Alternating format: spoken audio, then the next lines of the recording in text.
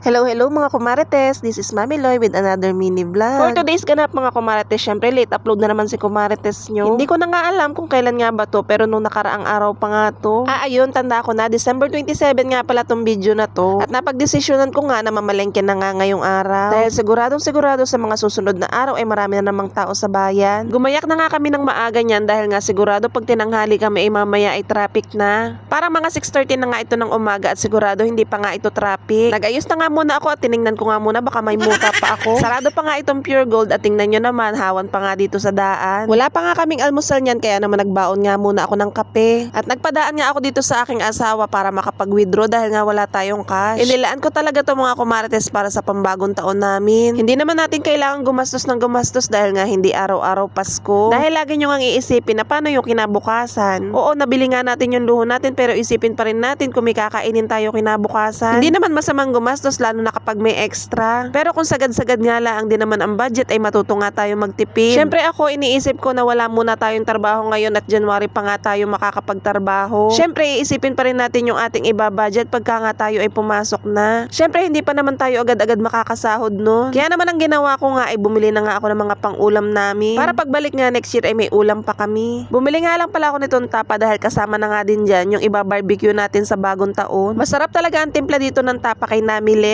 Kaya naman kilalang kilala na nga din kami ng tendera dito dahil nga suki na nga kami dito. Bumili nga pala ako ng 1 kilong tapa at 1 kilong giniling dahil bala ko nga din mag-Shanghai. Tapos yung panlahok pa nga natin dun sa ating pang-bake mac. At bumili na nga rin ako ng 1 kilong hotdog at maigi nga rin pang ihaw. At kasama na rin dyan yung ilalagay natin sa pang-bake mac. Dumaan na nga din pala ako dito at bumili na nga rin ako ng lumpia wrapper. Dahil mas gusto ko nga handa sa bagong taon ay puro pang ulam. Dahil para sa mga susunod na araw ay meron nga tayong uulamin. Sigurado naman kasi na kapag bagong taon na talaga ay hindi rin naman tayo makakakain, takaw tingin na nga lang din talaga. Nung nakaraang taon kasi ay wala nga kaming handang pang-ulam kaya naman ang problema pa nga ako sa pang-ulam namin noon. Kaya sabi ko nga sa susunod ay pang-ulam na nga lang ang aking ihahanda. Magluluto nga ako ng bake mac pero kalahating kilo lang. At ayan, bumili na nga rin pala ako nitong tilapia at pang-ulam nga din namin. At syempre hindi nga mawawala sa atin itong itlog at bumili nga lang ako ng kalahating tray. Syempre kasama na nga rin dyan yung ilalagay natin sa prosperity bowl natin. At pagkatapos nga yan ay nadaanan ko nga ito nagtitinda ng mangga. Bilin na bilin nga pala sa akin ito ng aking anak dahil nga paborito niya to. Buti ay mura pa ang kilo dito, 150